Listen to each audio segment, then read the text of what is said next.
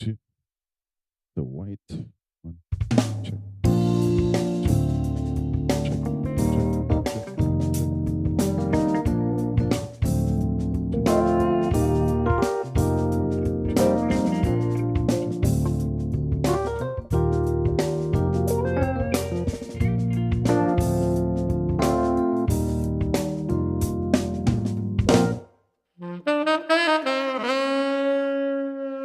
Check. Check.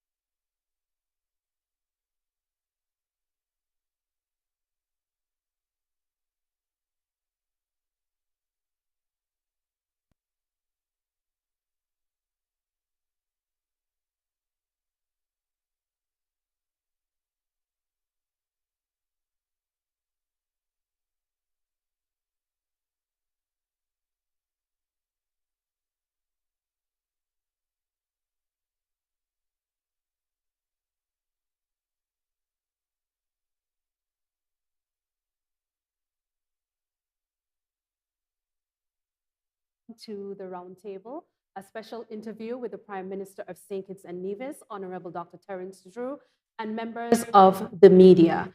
As you're aware, this roundtable is a collaborative effort with the Media Association of St. Kitts and Nevis, where we have a rotation of media houses that come to sit with the Prime Minister to discuss matters of national interest. With us today, we have Mr. Devon Cornelius of ZIZ Broadcasting Corporation and Mr. Glenn Bads of SKN Newsline.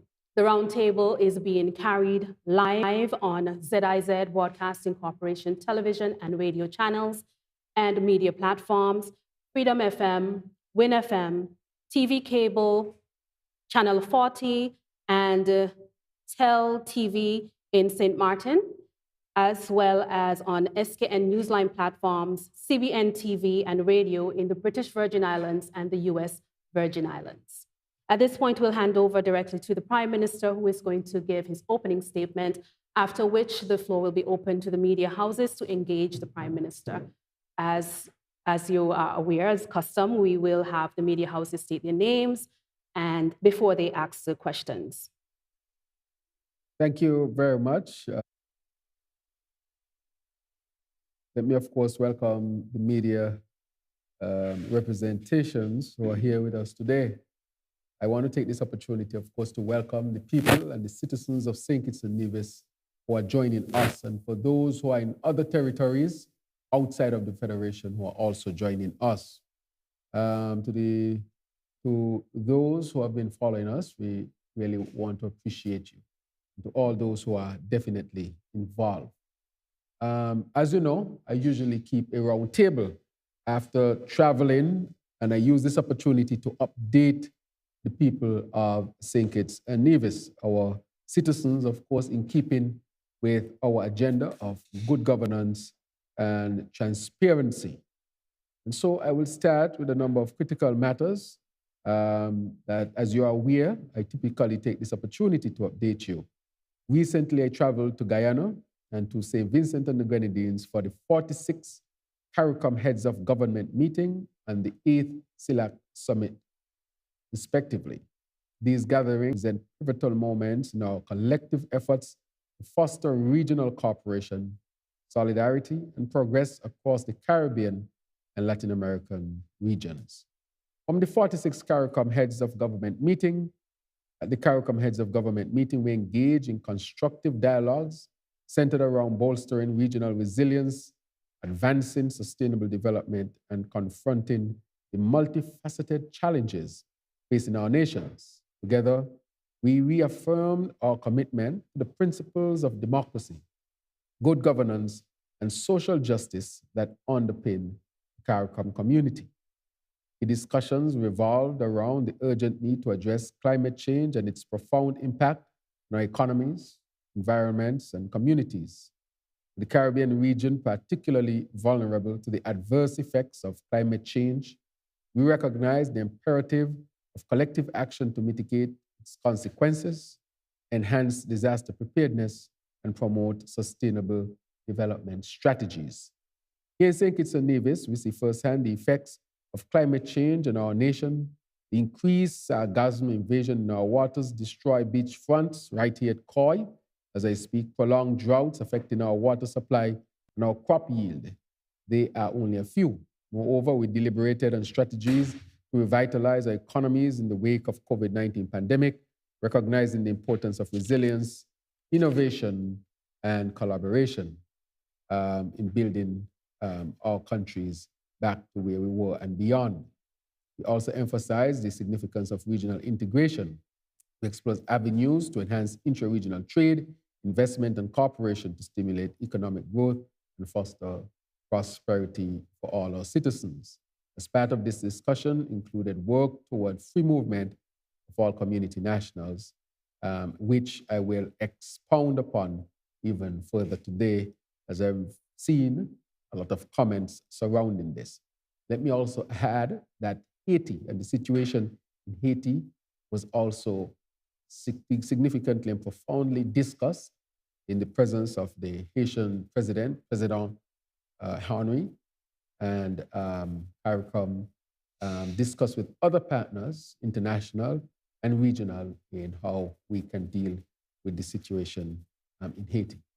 We also discussed cricket at the West Indies level. We had the president of the Cricket West Indies there, who also expounded on a number of critical matters. We also discussed the issue of reparations. Professor Beckles also presented at the meeting, which we greatly appreciated. We also had President Lula, president of Brazil, who was invited to that meeting. He also spoke and he spoke about a number of issues. One of the things that we discussed with him was the partial scope agreement, which existed between St. Kitts and Nevis, Guyana, and Brazil, and the reopening of the embassy here in St. Kitts and Nevis. As we know, when they shifted, so these are plethora of matters that we discussed. I also had the opportunity on the side of the meeting to discuss with the Saudi Arabian delegation, where we discussed funding for our power station, where we are now going to seal that special agreement to get new generators and other areas that deal with our energy outlay here in St. Kitts and Nevis. We also discussed funding for the geothermal project in Nevis, which is being seriously looked at. We also discussed our representation in Saudi Arabia as far as having an embassy there and an ambassador there as well. So significant development there. I also met with the foreign minister of Ghana. We had a fruitful discussion as well. So all in all, I want to thank President Ali, who is now heading CARICOM, for his excellent accommodations, for the excellent organization of the meeting. And so I think Guyana did well.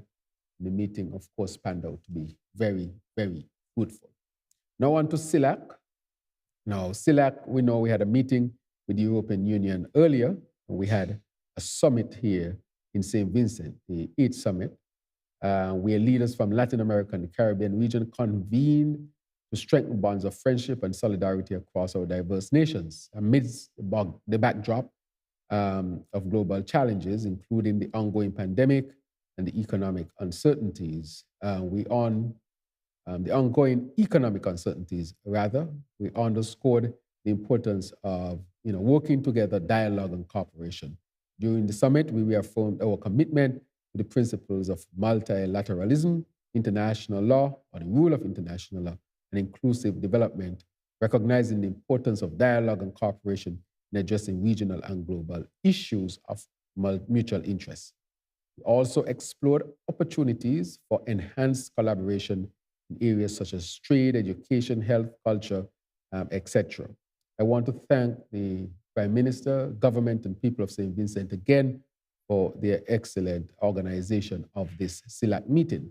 One of the major outcomes was where the president of Venezuela and Guyana declared that they both are committed to maintaining the Caribbean, Latin American region as a region of peace. And so I want to really continue to congratulate and encourage both leaders, both presidents, on their commitment to peace and to maintaining our region as a region of peace. That was a major outcome. However, as pointed out before, we discussed many other matters which would be down to the benefit of all who are involved. On the home front, I guess we would have the opportunity to discuss some of the matters on the home front. And so as we develop our conversation, we will.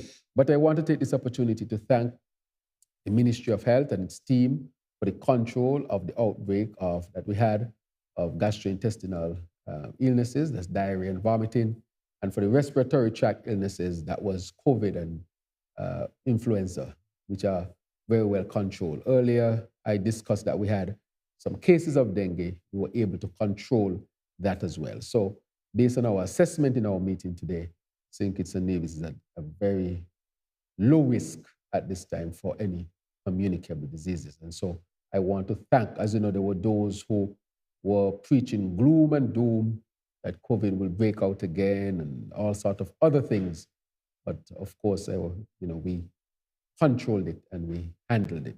So I want to thank the leadership and the Ministry of Health and all those who work so hard, including collaboration with people.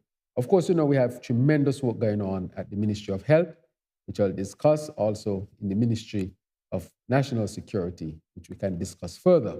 But to wrap it up there and to give the media an opportunity to ask any questions. And this is really set up to have a dialogue as such so that we can inform the people of St. Kitts and Nevis as to what is really taking place. And then I will make a few other announcements or conclusive statements. And so I open it up to the media to ask or to dialogue with me and matters of importance to St. Kitts and Nevis and our. Good afternoon, Mr. Prime Minister. Good afternoon. Back from Skidney. Then if you allow me, I'll take off my tie. I'm not usually in a tie in this one, so yes, so we can have a conversation. Okay, so, Yes. Recently returned from the SLAC meeting, and as you are very much aware, you have called basically for leaders to be active, proactive in this. What exactly would you expect from countries that are involved in SIDA? Because it's a very difficult situation, and the so-called military force in which Kenya was involved in is, I'm not sure exactly where that is now.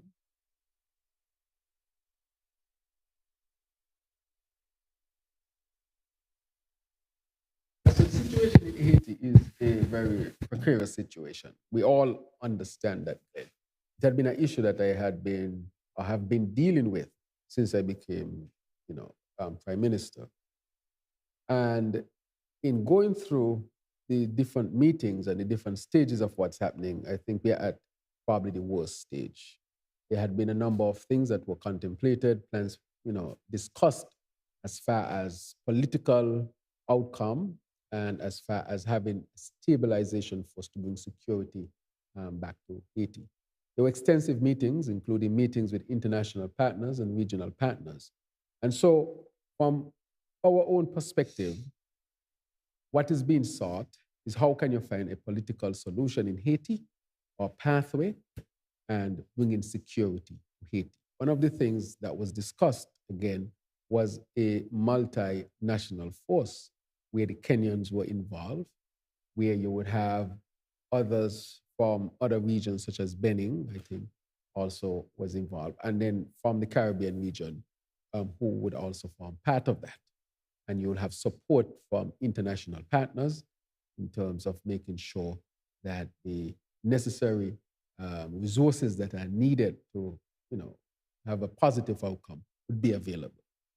And so that is still ongoing, so to speak. I can say to you that there's tremendous discussion presently on Haiti in resolving it. CARICOM had 2 meetings yesterday, and I think there was a statement made, and CARICOM has another meeting. So there's tremendous work being undertaken, and CARICOM is very much in that mix, as part of the leadership to bring a resolution to Haiti.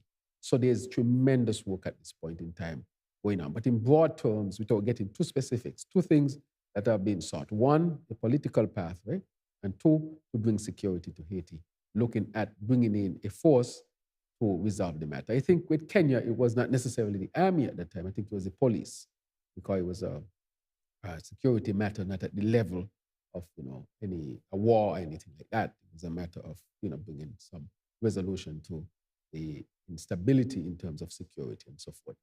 Now, when we left the meeting, President Henry, who was in the meeting, I think had to travel to Kenya. And so when he were to return, you see the reports, so you would have seen them, that he was being denied entry back into Haiti. And that, of course, took the whole matter of Haiti to another level. So there's tremendous negotiations going on. But those are the 2 fundamental objectives that are being sought presently when it comes to the issue of Haiti. The issue of Haiti is very important. Haiti has more people than the rest of CARICOM put together. The rest of CARICOM include countries like Jamaica, Trinidad, and Guyana. All the other islands in between, or countries in between, put together, their population, I think, is not even half of Haiti. If it's half, it's just about half. Jamaica, maybe, Guyana doesn't even have 1 million people when you think about it. So if it's half, maybe, then but Haiti's population is significantly larger than the rest of the CARICOM put together. And so if you have an unstable Haiti, it has the capacity to destabilize the region just by the sheer number of people who would be involved and if people looking to move out of Haiti in large numbers. So Haiti's stability is our stability. You cannot have an unstable Haiti in a stable region. It does not work. So we have to make sure that we achieve the goal of stabilizing Haiti. But of course, it has to be Haitian-led. Cannot be led by anyone else. Others will support, but Haitian-led. And that is what we are seeking at this time. I'm glad you mentioned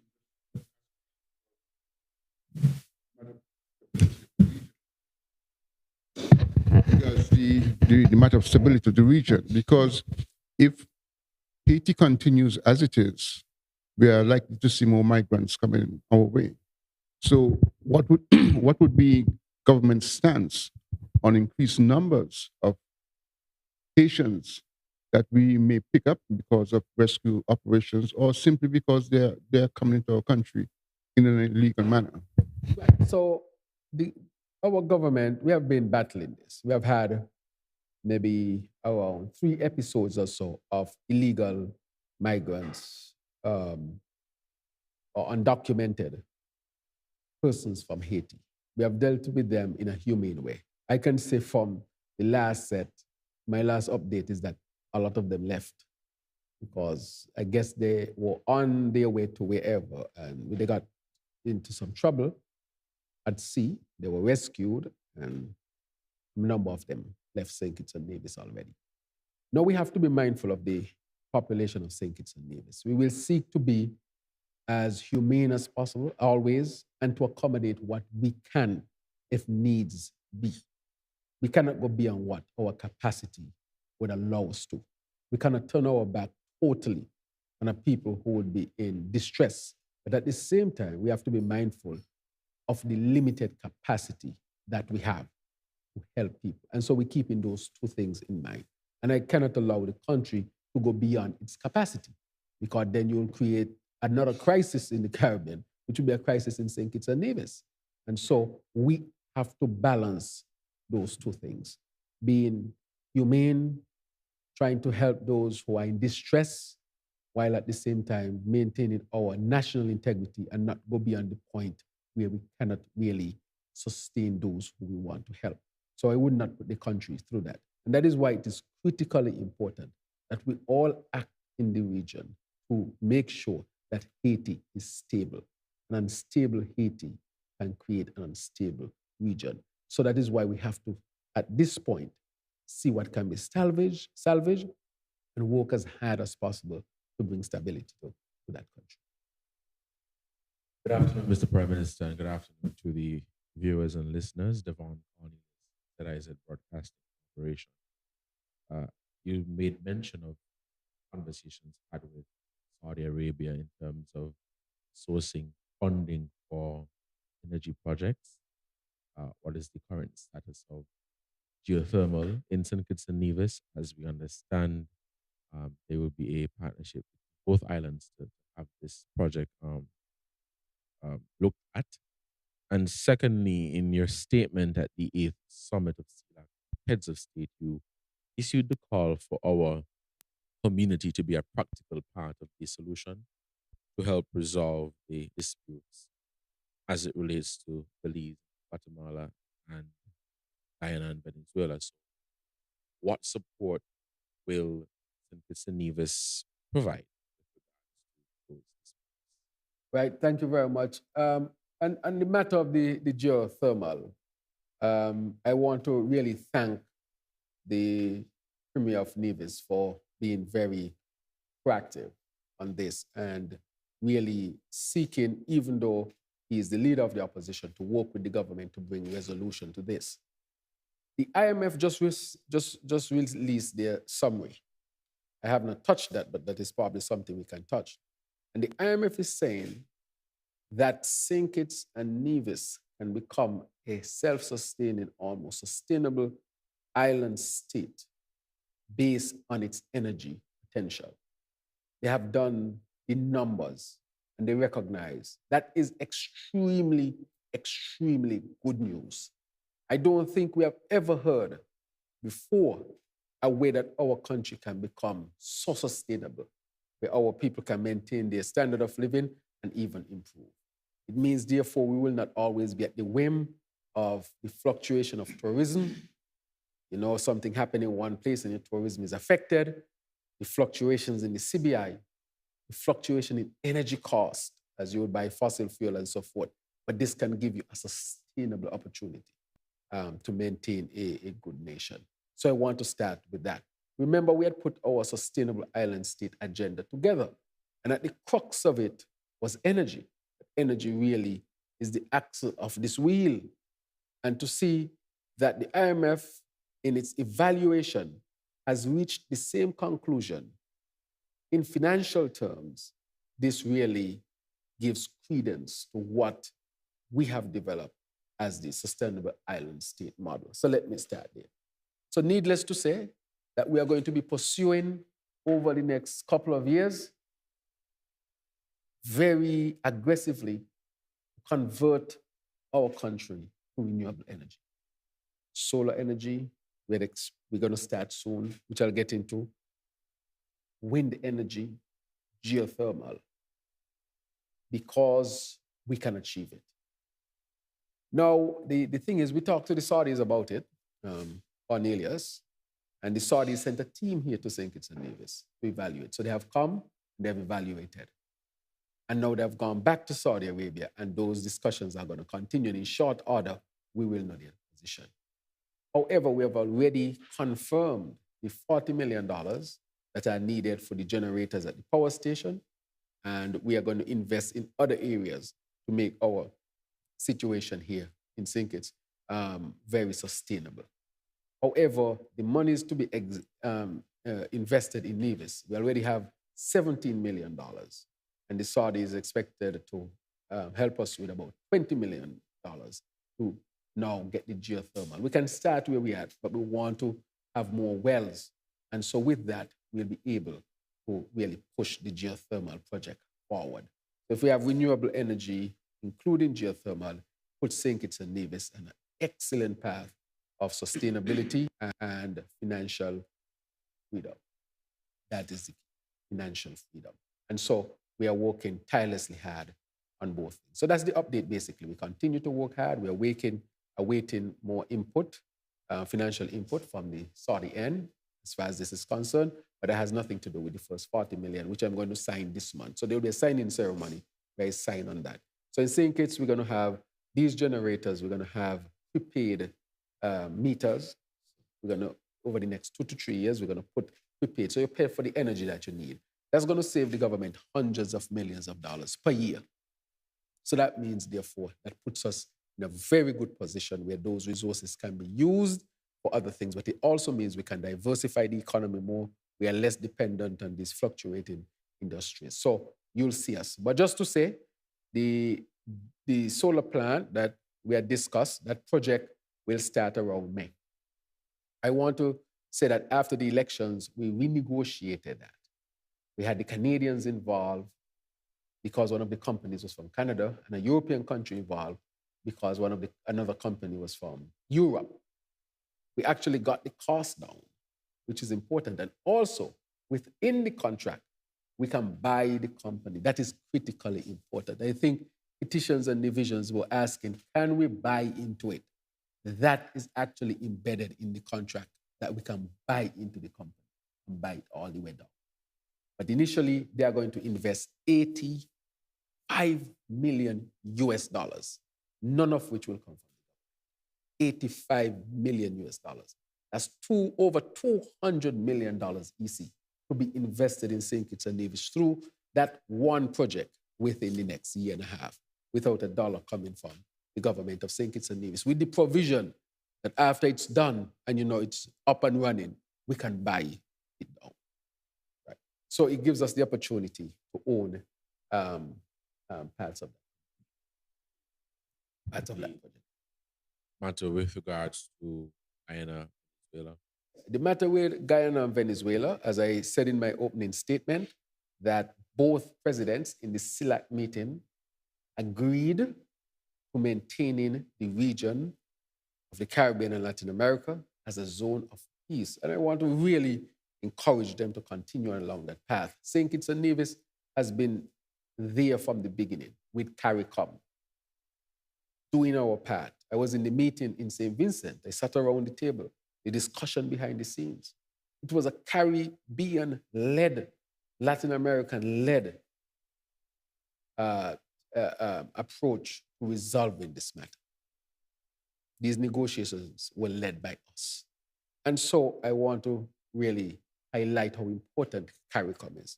And CARICOM is very much involved again in resolving the issue in Haiti. It means that we are maturing as a nation, we are maturing as a region, we are maturing as democracies. And this means a lot. It means that as we mature, we have the opportunity to create more sustainable democracies and to become, as a result, countries that will flourish. I just want you to clarify something. I think he asked about Belize, Guatemala. The report came from the foreign minister for Belize, and he said that they're in a very good position in Guatemala at this time, where they are pleased and they just want to continue to make sure they solidify that. So Belize, Guatemala situation is also solid on solid grounds to resolution. At least there is no no signs that it's getting worse. So it has stabilized. Same with Guyana, Venezuela, that has also stabilized. So we are all committed to maintaining this region, a zone of peace, a region of peace. Go ahead, Pat. Just to clarify, you mentioned there is a funding gap in the geothermal project. Now, the Saudis are bringing what resources? Is that for the build out of a power plant, or is this just for drilling? For the funding gap. But what does it cover? Yeah, it covers the drilling of the wells. That is what it basically covers. Still going to need an additional sum to build out actually do the plant. Yes. Now, the reason why that is critical, because once you get those wells, then the whole project becomes marketable, very well marketable. You'll have people rushing in who would want to build out the plant. By then, when all the wells are built and you know how much energy you'll have there, we are sure that then companies will start to be approaching. Nations might start to be approaching. How can we have access to this energy as well? So the first thing is to get those wells, demonstrate the energy that exists, and then after that, take it to who will be the best to build out the plant. The second part for clarification, in regards to the solar energy project. Now, you're talking about buying the company over a period of time. Buying into the project, yes. Buying into the project. Yeah. The period of time is what, 20 years in terms of what the... Yeah, I think it's 20 years. About 20 years. Yes. And it's one of the key features is about battery storage facilities. Correct. But we all know that this technology, in terms of batteries, they don't last for a very long time. So are you going to ensure that when we take over that facility, that we have a basically new or modern energy facility takeover rather than a defunct situation? Right. So I don't know if you'll be in that situation. It's just like anything else. You buy a new car and you have to keep it going. So you buy into it with the technology that is available, but there's a plan to make sure that you replace the storage over time. Technology will improve.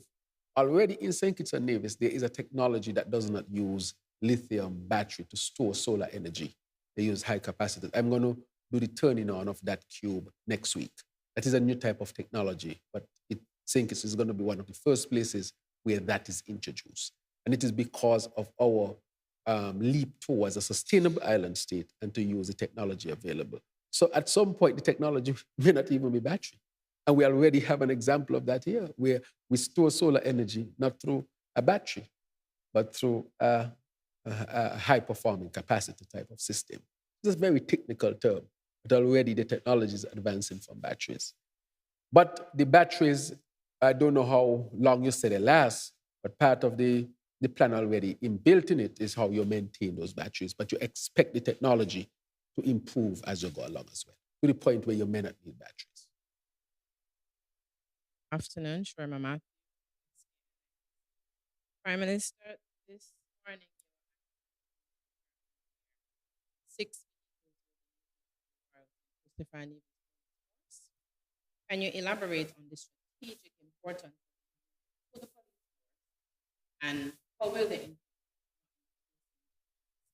Right, thank you very much. I would say it's really a total of 7 vehicles, but one of them will come, I think, is either later today or tomorrow. And of course, a number, 2 of them will go to Nevis, brand new, and the other 5 will stay here. Well, basically, with respect to the strategic plan of national security, part of it is to make sure that surveillance and coverage of the country is well enhanced. So that will allow the law enforcement officers to be more effective in terms of coverage in the communities and so forth. And so we expect that to redound in better security, but apart from better security, but engender in our people a greater sense of security. So with respect to the vehicles, is mainly to make sure that law enforcement is effectively covering both islands, St. Kitts and Nevis. And that is why we made the investment. We have made a lot of other investment in national security. We just graduated 26, I think, new recruits. That's the first training. And of course, we are doing significant work at the training center. We are now constructing a 2-story building at the training center as part of our capital projects. We have expanded our city TV. We are upgrading the technology. The technology is going to be real advanced. We are already seeing benefits from having that. We opened the Deep Bay police station, which was shut down for some time. And the other thing is, we are doing some work at the Charlestown police station as well. Nevis is obviously an integral part of this. As Prime Minister, federal government is responsible for Nevis as well. So we take care of everything, including the expenses of the security forces on Nevis. And then the other thing we are going to do is the training center that is next to NEMA. We have started some work there. We have cleaned it out already, and we are going to be developing that over the medium term. So we have invested significantly in national security, and we'll continue to invest to make sure that our people are as safe as possible. We have not only invested in the national security apparatus as security forces, but we have also invested from the social perspective in dealing with issues of security as well.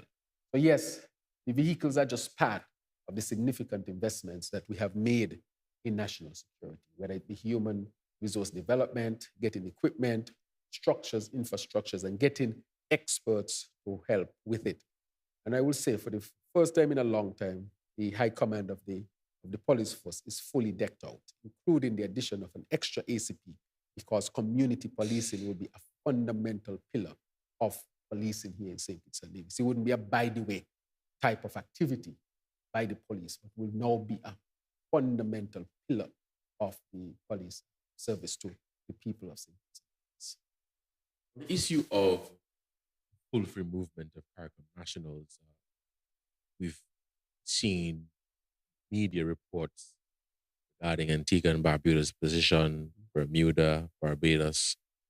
What is St. Kitts and Nevis' position on the full free movement of CARICOM nationals? Mm-hmm. Right. So I want to say that, of course, is a discussion that was held. But St. Kitts and Nevis' position is that we have been, anything we do will be in the best strategic interest of St. Kitts and Nevis. Let me put that forward. Nothing we will do we will do to the detriment of St. Kitts and Nevis. Whether it's on the migration issue, in terms of Haiti, as you asked, or whether it's on the issue of free movement. So St. Kitts and Nevis's position is, we are obviously asking for more data, more information. How will this be implemented to bring our own issues forward? Or will this affect St. Kitts and Nevis? Those are the discussions going on. But in principle, you would want to say integrated region. However, it has to be done in a way where each country will see better and not be at in a worse position, so to put it, or in a position where the citizens are not convinced that it's to the benefit for their country. And therefore, we are looking at it closely and we are monitoring it. But to say that St. Kitts and Nevis is still a part of the process, but we will be a responsible partner in all of it. But we are making sure that nothing that is done will be to the detriment of our country and, by extension, to the detriment of the region.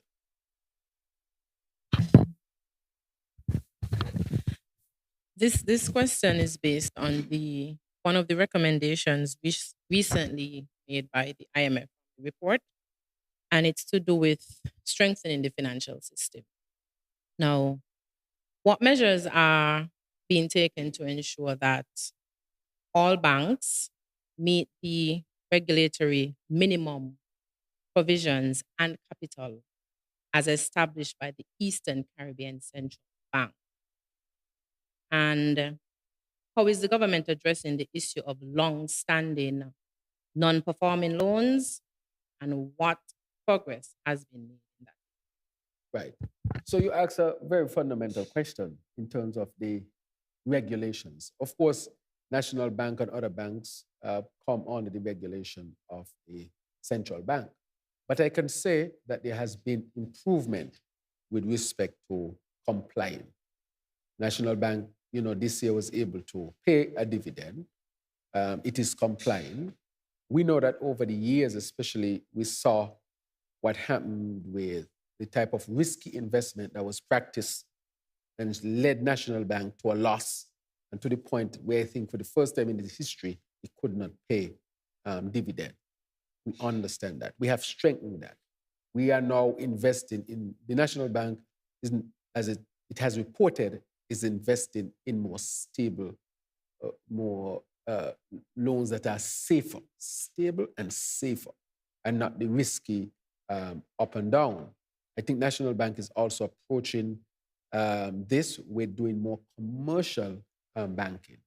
To a great extent, a lot of that had not been coming forth. It had been a lot maybe of investment. But to say that, again, is one of the ways in strengthening. The non-performing loans, National Bank is engaging those who have those loans and to bring resolution to those financial facilities so that they can have a stronger bank at the end of the day. So one, more commercial activity. Two, investing in better instruments overseas if they have to. And three, engaging those with these non-performing loans to seek to bring resolution.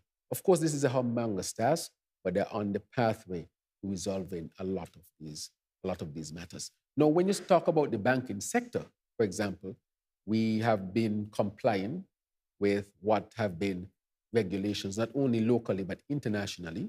St. Kitts has not been on a blacklist. We other countries in the Caribbean have, been on blacklists, but we are not on a blacklist, which means that we are complying as far and as much as possible. So that, I would say, speaks well to our banking here in St. Kitts and Nevis. The sector is stable generally, but we have work to do, and we continue to do the work.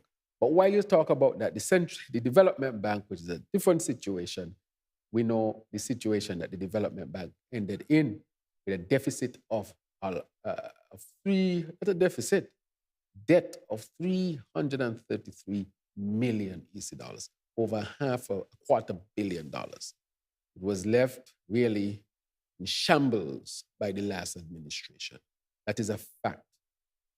No audit had been done since 2018, And so it's difficult for the development bank to refinance because there is hardly an institution that wants to engage the development bank because it does not have an audit. And this is before COVID. Why was not the bank audited? Why did the past government refuse to audit the development bank and run it down to the rubbles, to the point where you're having trouble of maintaining student loans and so forth? And we have to be taking money from the central government in order to seek to prop up the development. And we are saying that that should never happen. And we want to put things in place to make sure that no matter who is in government, they will not be allowed to run down a bank like this. It was irresponsible. The corruption that was uncovered, those things should not be practiced in the development bank ever again. But to say that we are strengthening, as part of our good governance agenda, these financial institutions. As Minister of National Security, on the issue of illegal marriages and sham marriages, we know that a committee had been put together to investigate that matter. What is the current status of the investigation or investigations into the matter? Right. So I think the investigation or the investigations, as you say, Cornelius, they are coming very, very close to the end. Needless to say that we found many examples of sham marriages. This could not have been just carried out by the people who perpetrated it, but it had to mean that the government of the day supported such. That is sad, extremely sad. It was facilitated.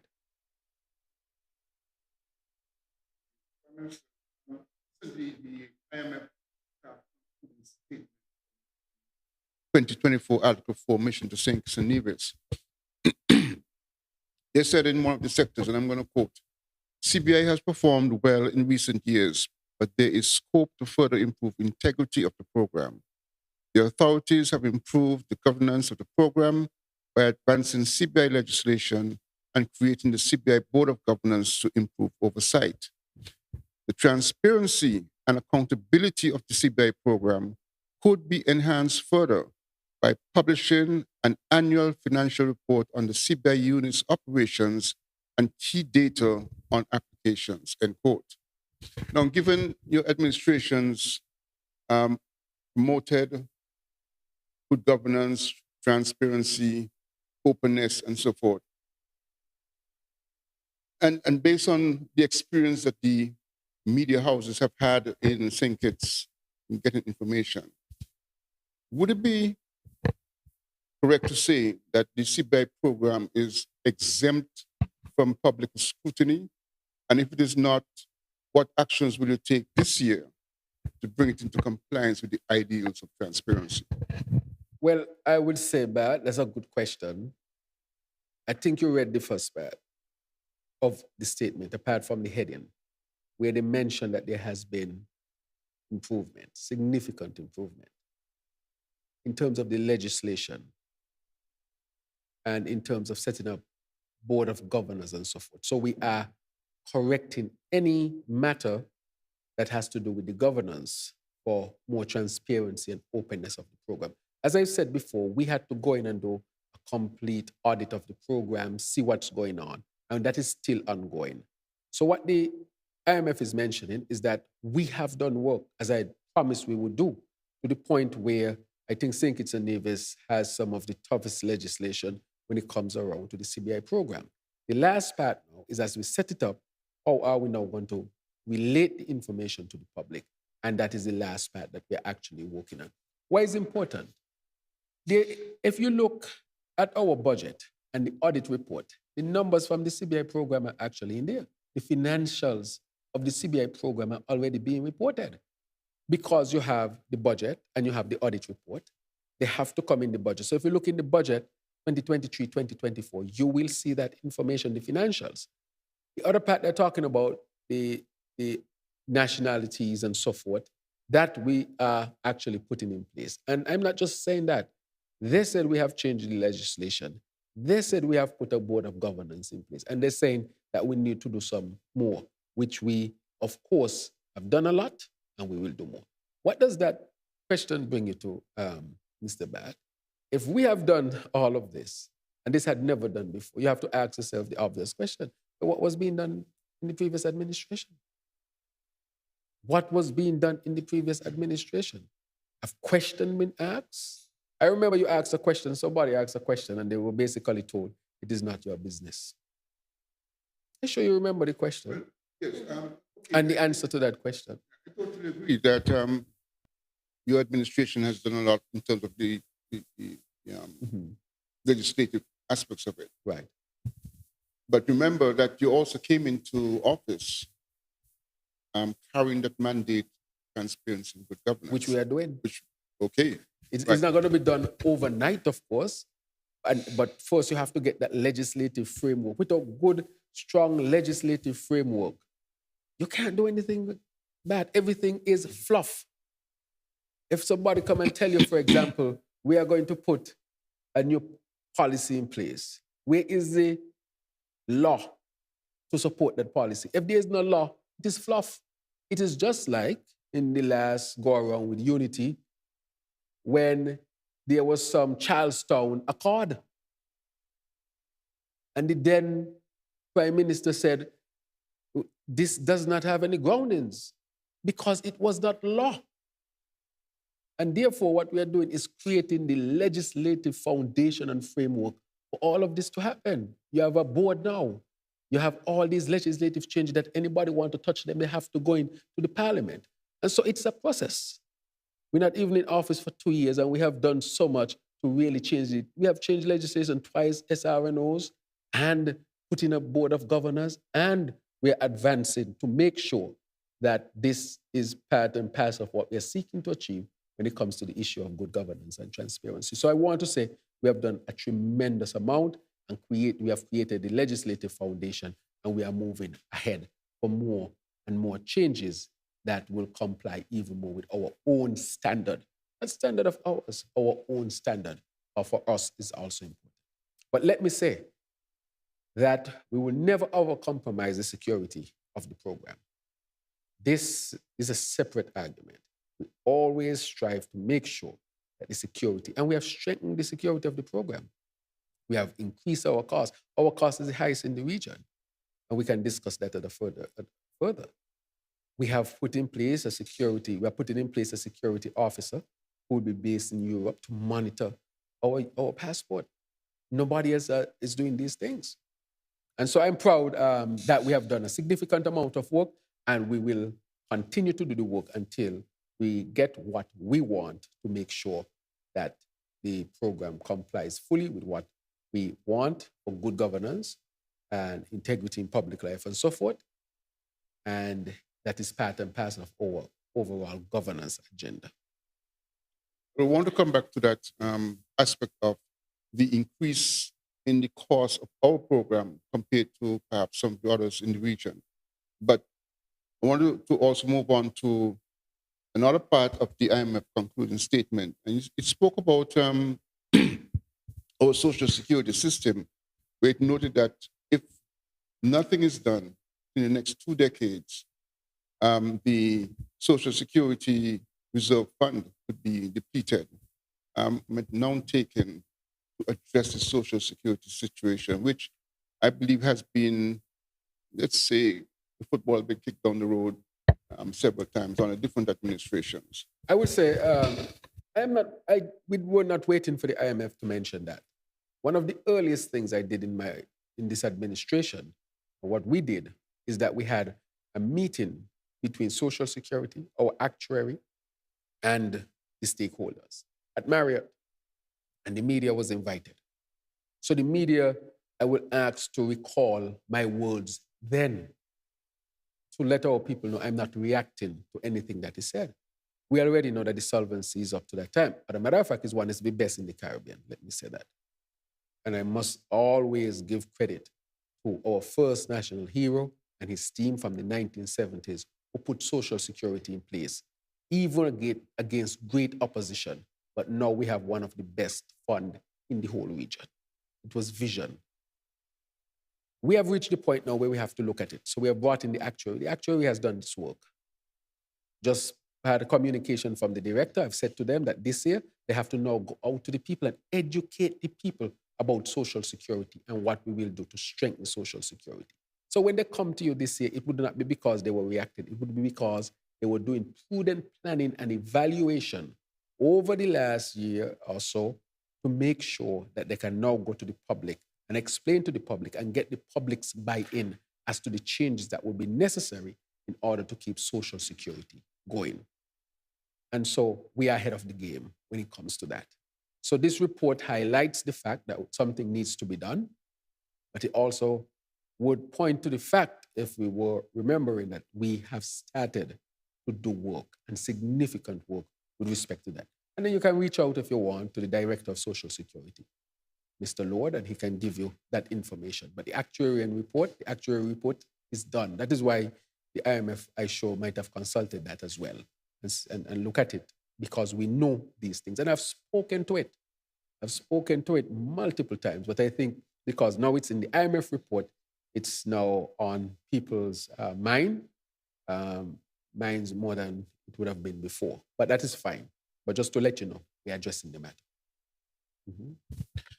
On the matter of national security, some time back, it was made aware that a Chinese national who is also a national of St. Kitts and Nevis was connected with fraud in the United Kingdom. She allegedly went to the UK using a fake name on a St. Kitts and Nevis passport. Is her passport still active? Right.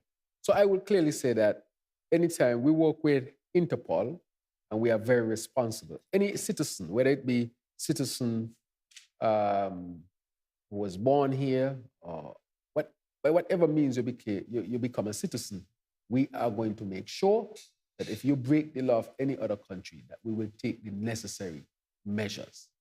And so we took the necessary measure with respect to that person. And the passport is deactivated. So I can clearly say that. That's one. The second matter I will point out, I think that person might have gotten their citizenship in 2017, right? So it's not just a recent person. It was 2017 under the previous administration. The reason why I say that is that people not think that this is just a recent occurrence. Not that it can't happen with anybody else, but it's just that when people try to twist this story as if this is something that happened with the present government, then I have to point out that it is not so. However, being very responsible, we made sure that we have to act to protect any other country or any other nation. As a matter of fact, we have made even more recent changes, not just for the CBI program, but make sure we protect any other country from any citizens of St. Kitts and Nevis. We respect it. We have now a very advanced type of passport, one of the most advanced that they're making presently.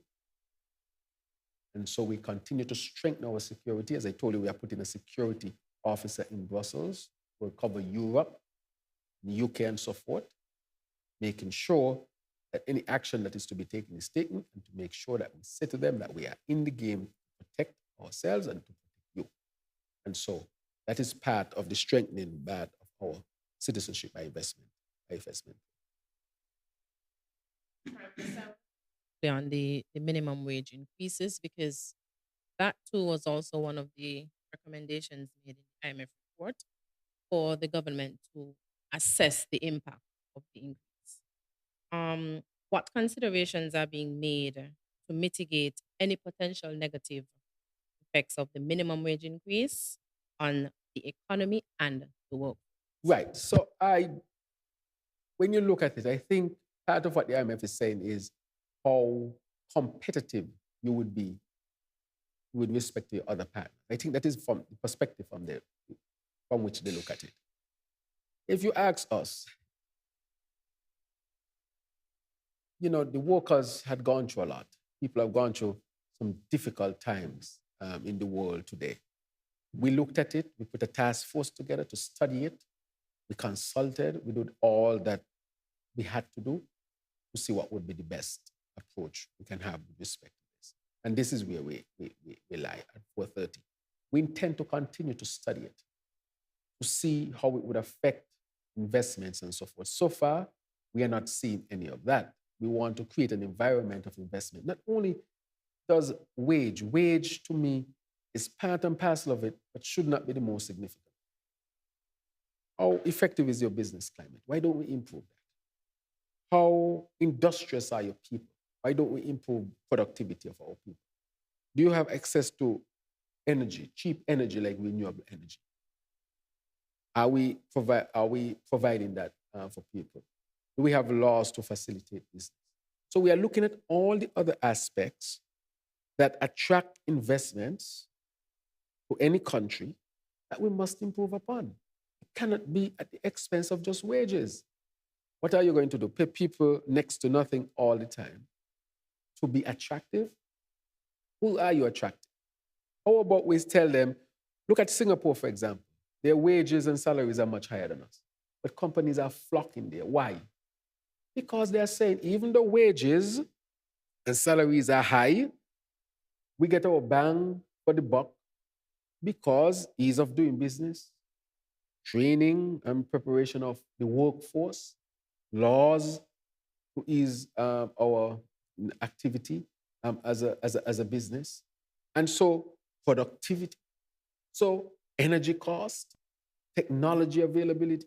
So we have to look at all the other factors that make a country attractive to become that so that we can put our people in the best position to work for a reasonable living.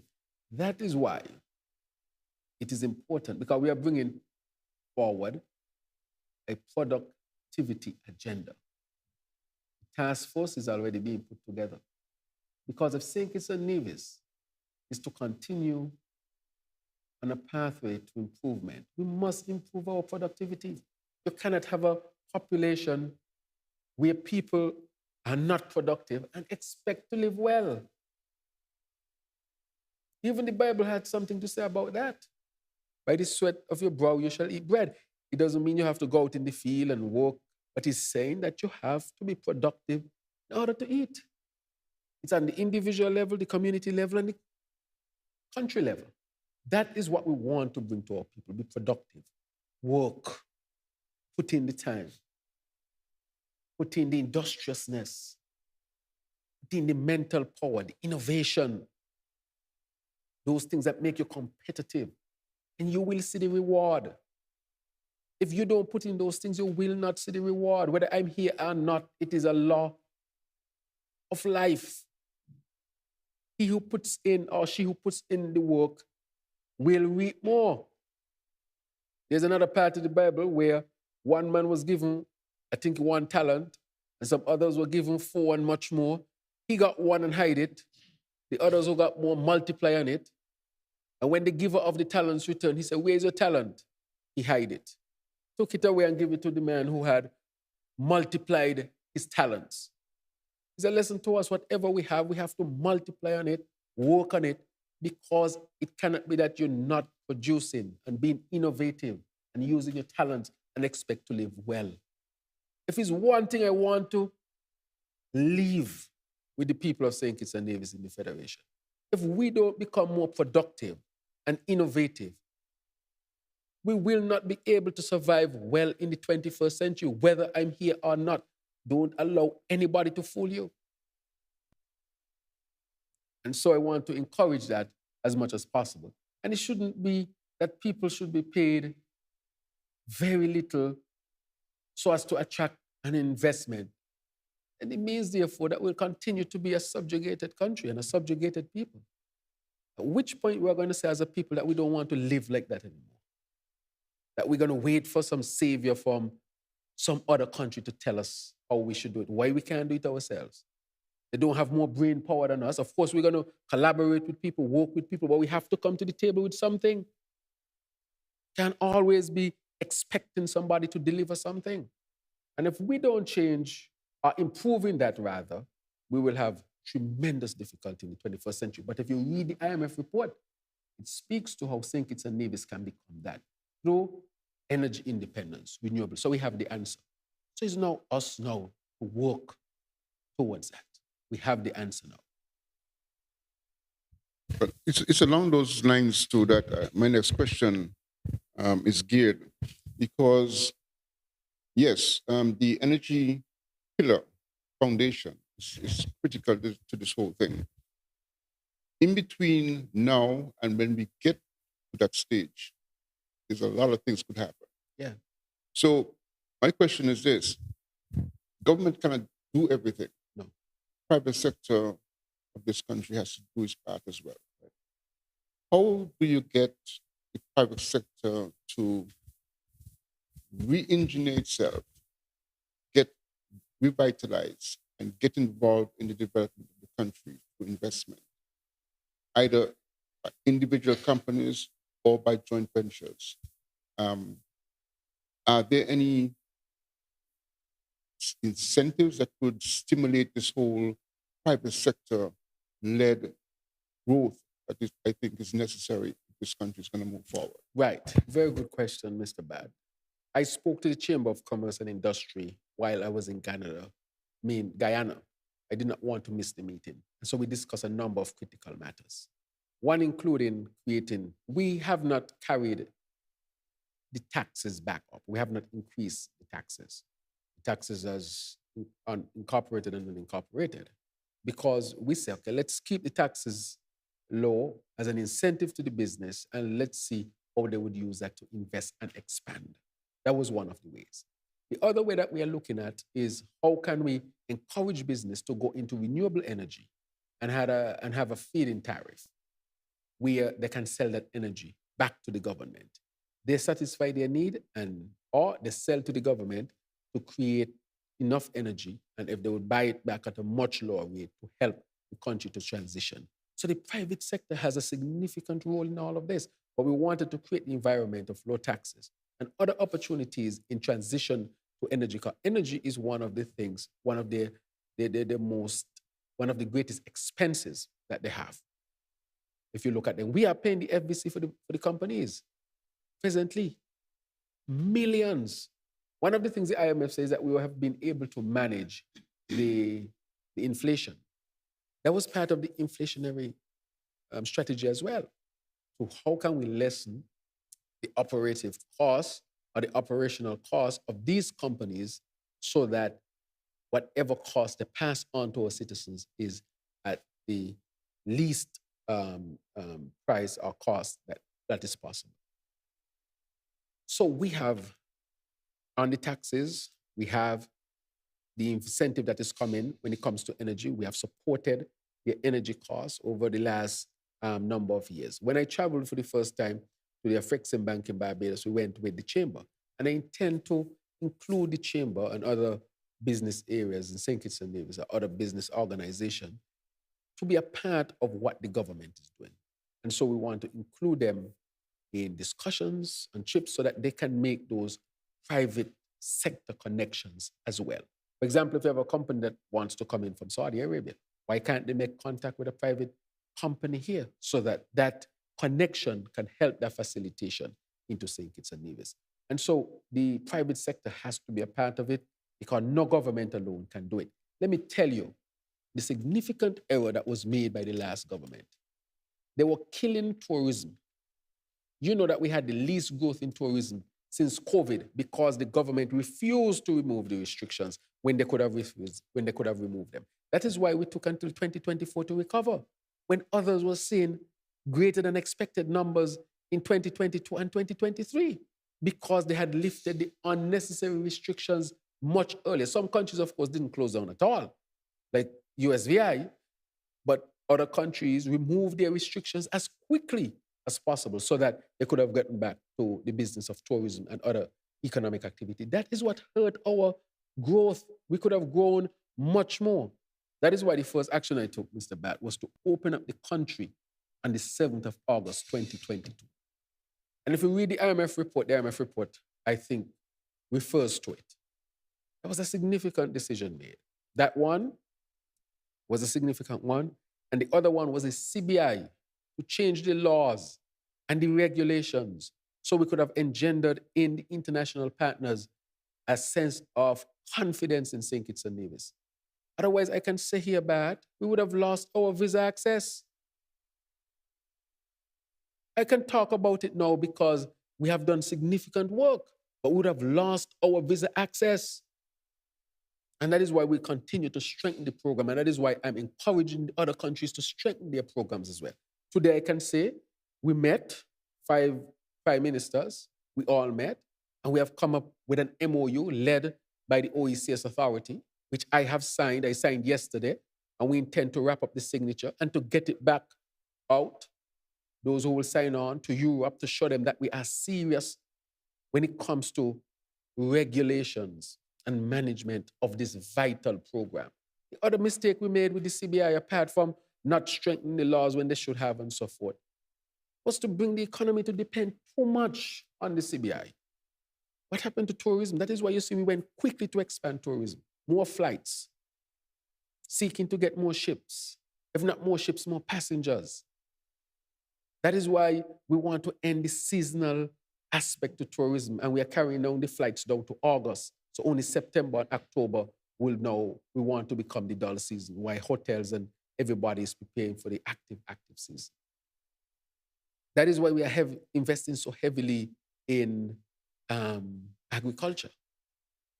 That is why we are investing so heavily in energy. Because if we get that energy plant and it gives us 15 to 20 megs, and you bring down the price by less than half of what we're paying now, that's hundreds of millions of dollars we are saving. Puts us in a better position. So you ask about between now and then, we have actually started the process.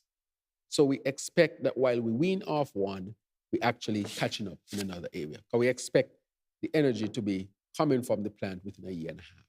Plus, we will have some other inputs that we are seeking as well. All the time, we are expanding other aspects of the economy. So just to let you know, investments, that's just one. We have the hospital, which is a 50 to 60 million US dollar investment. The solar plant is a 80 plus million dollar investment. We have the housing, which is a 30 plus million dollar investment. We have the hotel, which is a $100 million investment. And we have some more investments coming, which I'll speak to in a month's time. So when we meet again, I will update you on about 1, 2, 3 other investments that are on the point of signing right now. I can speak of the Performing Arts Center, but that is going to happen. But the other 2, I will hold off until the end of March. Yes. Generally, you're saying that the private sector in St. Kitts and Nevis could step up and play a greater role in the whole development process. And we want to partner with them for them to be a part of it. Because the transition to renewable energy, the private sector can be a fundamental part of that. They have resources where they can convert their businesses to green renewable energy and help us with the transition much sooner. And they can invest in that and feed it to our power station. And in that sense, we will have green energy so that the energy cost for all of us will be lowered. And that will be a significant point to attract foreign direct investments. Earlier, what measures would the government put in place to prevent the situation as it relates to the Chinese national using a fake name on a St. Kitts Nevis passport? And you mentioned that you participated in meetings as it relates to reparations. Where do you stand on that matter, reparations? Right. I've said where I stand, where I stand on reparations over and over. Just to reiterate that I think reparations is just. I would like to point out, do you know that the slave owners got money? The slave owners were compensated. The only people who have not gotten any money in this were the slaves. Everybody else got money except the victim. It's like you brutalized me and then you got some compensation and then the brutalized got nothing. So let's put that first. So money was passed. It just was not passed to the victims. And we are saying that what the resources should be passed to the victims as well. And so my position on reparations is not revenge. There's no revenge in us. We don't hate anybody. No ill feeling in terms of what the past. Right now it's time to move on. But there must be justice because you cannot correct ills without justice. And all we are seeking through reparation is justice. It's reparatory justice instead of just reparations. So it's bigger than just financial resources or any type of resources. It's not just reparations. It is reparations, reparation justice, right? So that is what we are seeking in the end. So that is my position on it. We know other countries receive reparations. I'm sure Japan got reparations after the World War. Germany got special facilities to rebuild. Germany had to pay money to the Jews, you know. And so we know that the idea of reparations is not a strange idea. The only people not getting reparations are us. Everybody else seems like they have gotten something. Look at the indigenous people of Canada. They just got $25 billion. All aware of that? The indigenous people of Canada just got 25 billion Canadian dollars as a part of their reparatory justice program. And so it's a matter of justice for us and nothing more than that, but people deserve justice. Yeah, so the measures being taken, one, we have one of the toughest, stronger passport. Two, we have made very clear that whatever name is used, any name change, all of it is reflected. We reflect it, but we're going to reflect it even more. And we have deepened our due diligence to make sure that this does not happen. People can use fake, but we are putting those measures in place. Stronger passport, more due diligence, more consultation with international partners. And our international agent, security agent, add a layer of. Okay. Prime Minister, yesterday you would have toured JNF. Yes. Can we get an update on the ongoing work there? Well, yes. So, Yes. Thanks. JNF, as you know, if you go there, Mr. Bad, any one of us, is the most work being done at the hospital at any time since it was built. Let's get that. So everything that is being done at the hospital are things that were not done for a long time. The hospital was leaking badly for years. So we engaged the Republic of China, Taiwan, and they actually had to import a special material to deal with it. So we had to wait about 6 weeks as they imported this type of material from Taiwan itself to actually deal with the leaky roof. It has been working tremendously well. That's one. So that was a major undertaking. The second one was the morgue. The morgue was in dilapidated condition. Sure, if any of you would have gone there because of investigative purposes and you see the morgue, you'll be so disappointed. Somebody told me once they're standing in the morgue and the water coming through the roof, dropping down in the morgue. We have put an end to that. If you were at the hospital between the eye clinic and go down to the kitchen, you couldn't tell the difference between if a roof is there or it's sky. A lot of holes in the old galvanized. We have changed that roof. We have changed a major part of the roof to the back. Significant investment.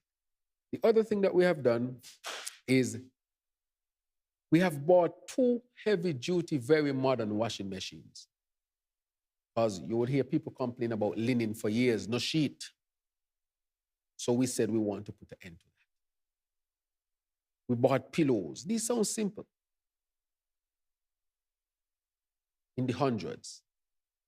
We put for the first time air conditioned units on the ward, especially medical and surgical and so forth, where people tend to be more in bed.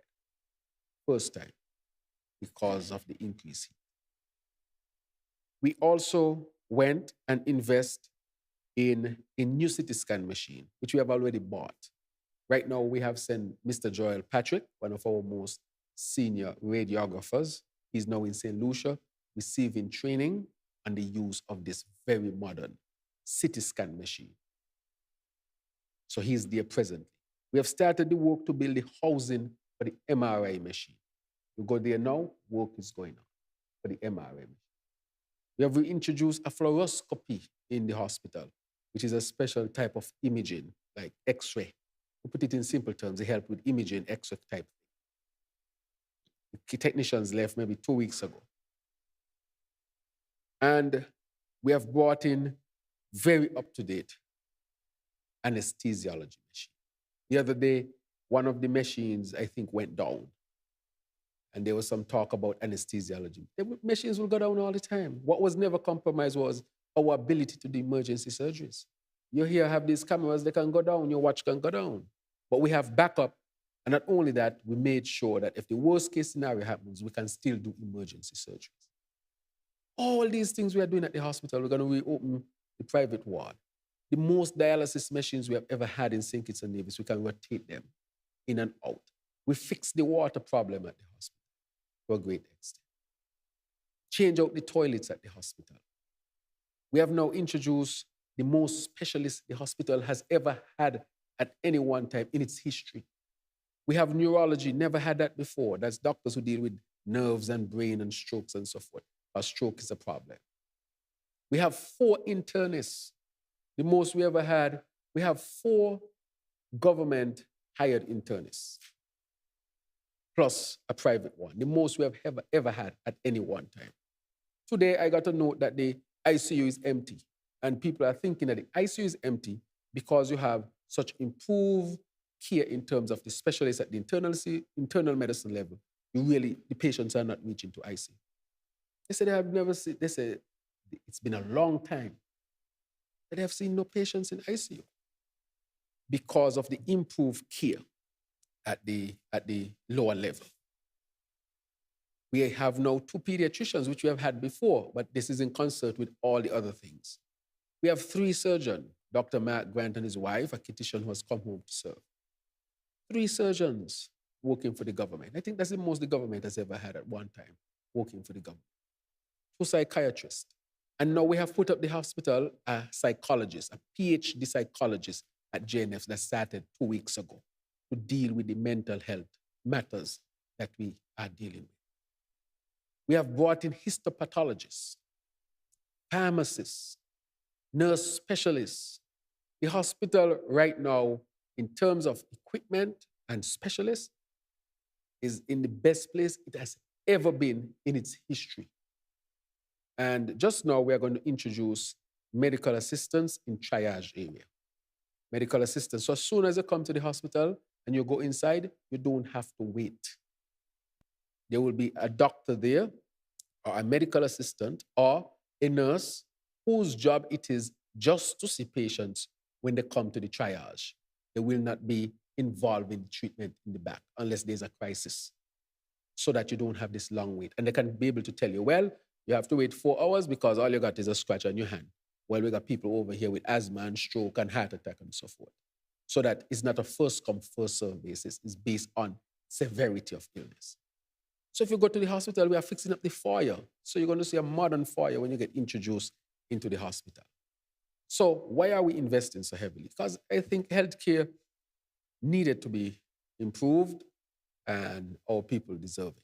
So we are really, when last you heard any issue about blood bank and blood, that had been an ongoing issue that we have resolved. So therefore, I would like to say, with respect to the hospital, that we have done tremendous work and the work continues. And just now, we are going to build a brand new hospital. So, but we don't want this hospital to run down. When that hospital is built and people go there, we'll use this building for many other things. So we want St. Kitts to be a model. We started a renal transplant program. So we are recruiting people now, and I've introduced it to the OECS so that they can have renal transplant. And then the next thing we're going to introduce is sickle cell service. The Germans are going to be here with us in a month to start a specialized clinic to cure sickle cell.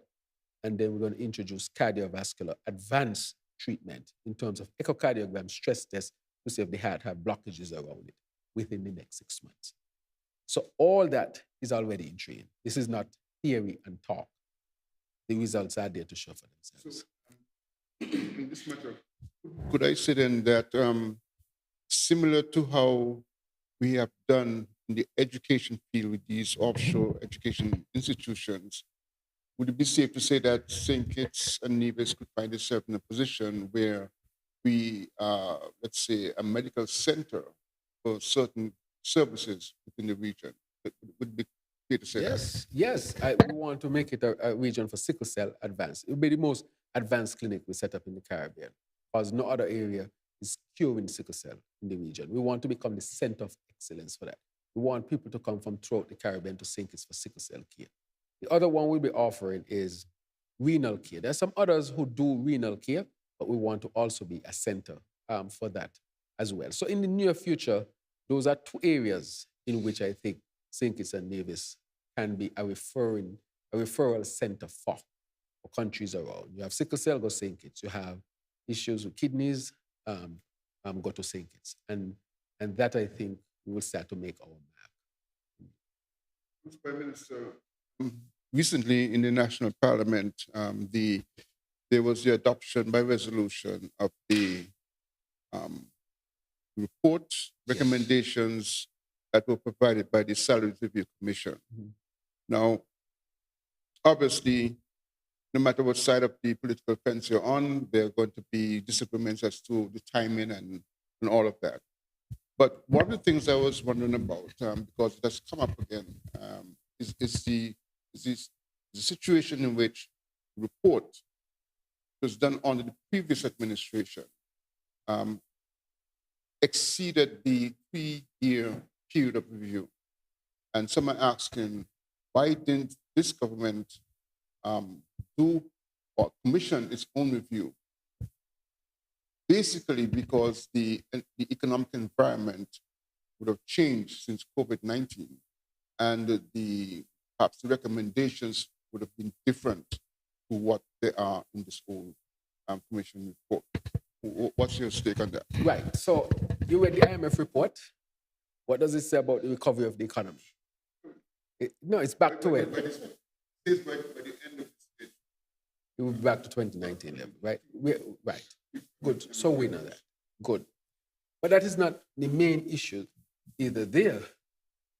They introduced in the budget of 2021 for 2022 these recommendations. I have put it out there. I don't know if you have reviewed it. Have you seen it? But I've seen it. But what I'm saying is that I understand. the resolution was adopted. Yes, I understand what you are saying. Right. I understand what you're saying. They put it in the budget. Correct?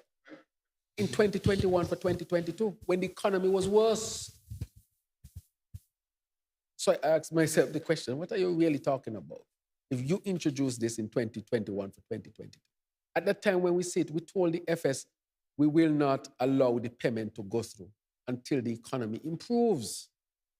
And on top of that, we said that cannot go through until we study what we can do for the people, because they had nothing else in there for the people, except after the elections, they were hoping to just pay themselves. That is why they put it in there for 2022.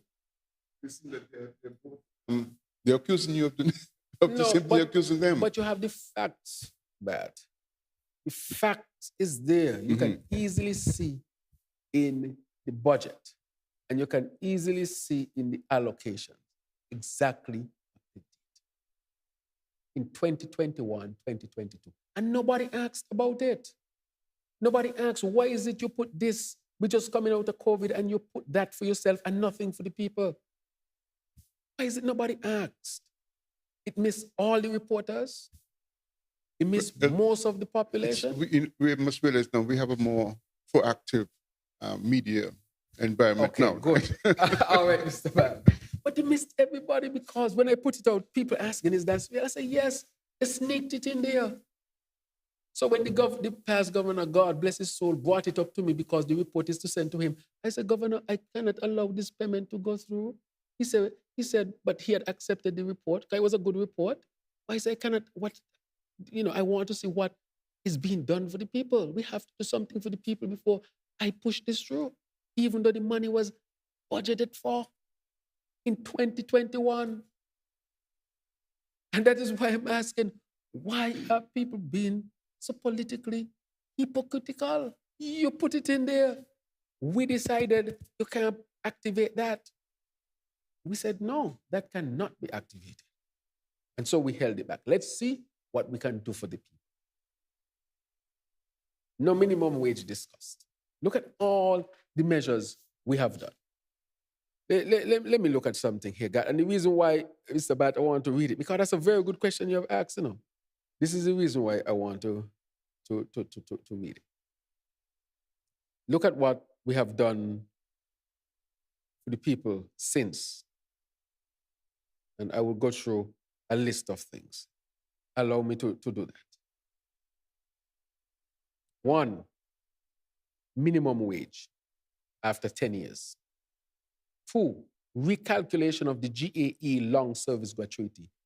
Under the previous government, they recalculated the GAE gratuity down to a third of what it used to be. We have reinstated that.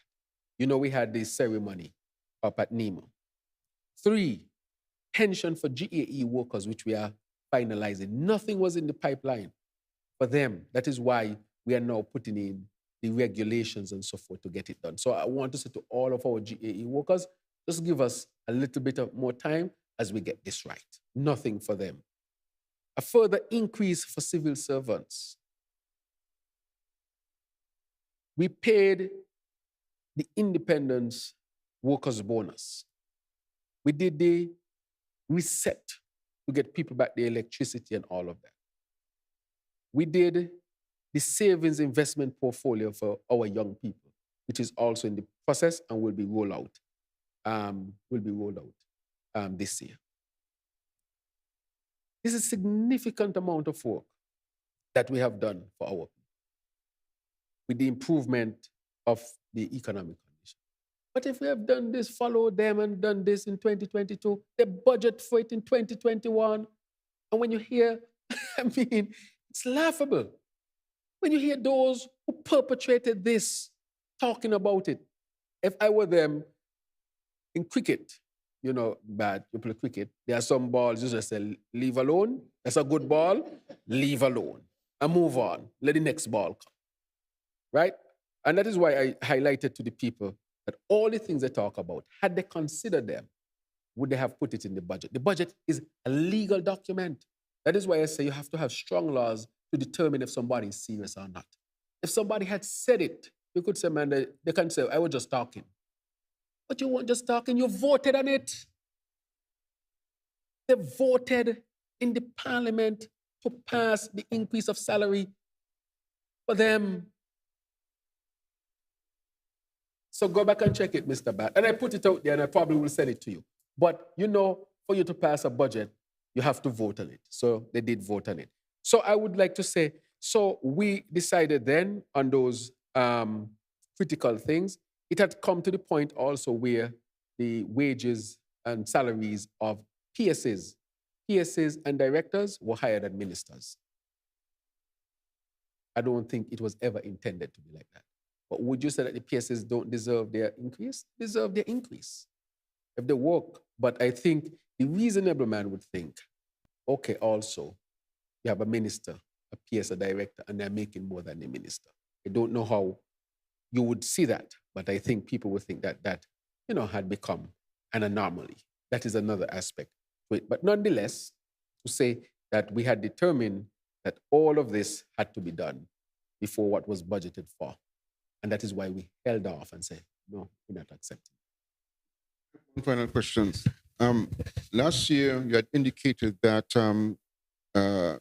you were pursuing the acquisition of some radar centers to assist the country in surveilling the coastal waters and so forth. What has become of that? That is on its way. That is in progress. So that is supposed to be completed by the end of the second quarter this year. So it's on its way. And it's in collaboration with the United States government. And it's on its way.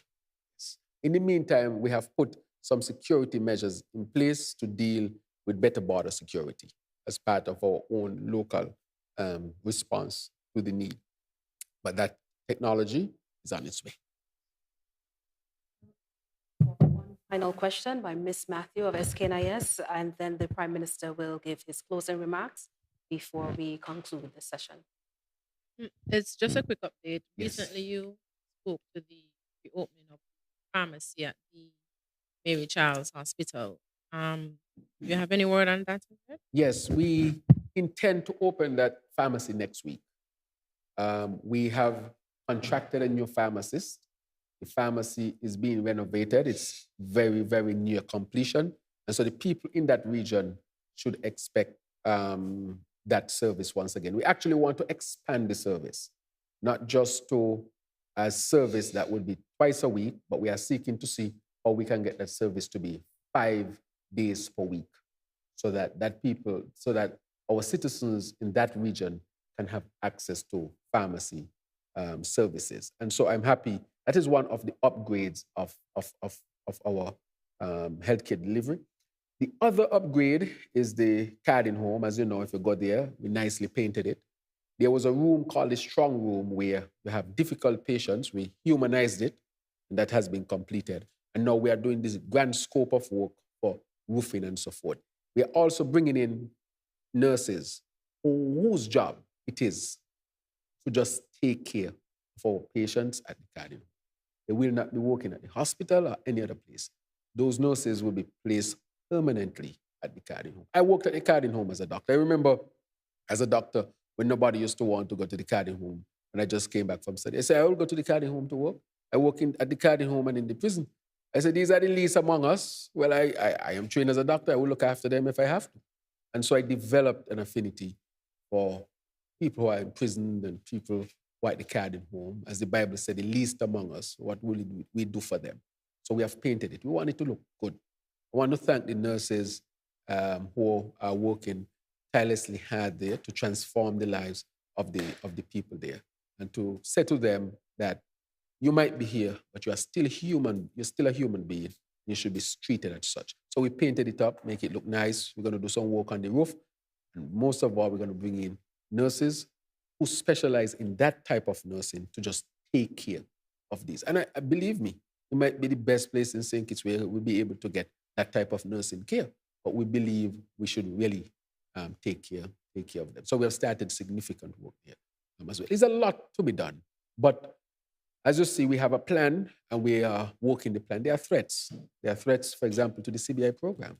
I'm aware. That is why we want to create a sustainable island state and get to renewable energy so that we can wean ourselves off of that. And you have a quite fundamental question between then and now. There will be a transition, of course, but there's a pathway. And those who read the IMF report would know that we are not guessing, but we are putting things in place to make sure that we can transition. Just to wrap up then, I want to thank you. I mean, these were some very good questions. I think these are the questions that our citizens have on their minds. And I like to use this format where we can sit down and have a conversation on tough things. You know, eye to eye, same level, not me above you, so that we can have that meaningful conversation. But in my wrap up, I want to say we have started the sovereign. We have now gotten the report for the Sovereign Wealth Fund. We're going to call it Adaptation and Think Sustainability, but it'll do the same thing. We're going to put it, so the extra savings we have, we put it in a fund. And we're going to build legislation around it, not just policy alone, but legislation. So anybody want to touch it as they like, you will have to go into Parliament and explain to the people why you would want to touch it as you like. We have to start putting laws in place to protect our people's assets and resources. Otherwise, they can be squandered, as they were squandered from the development bank and so forth. And so that is a major, major development for St. Kitts and Nevis.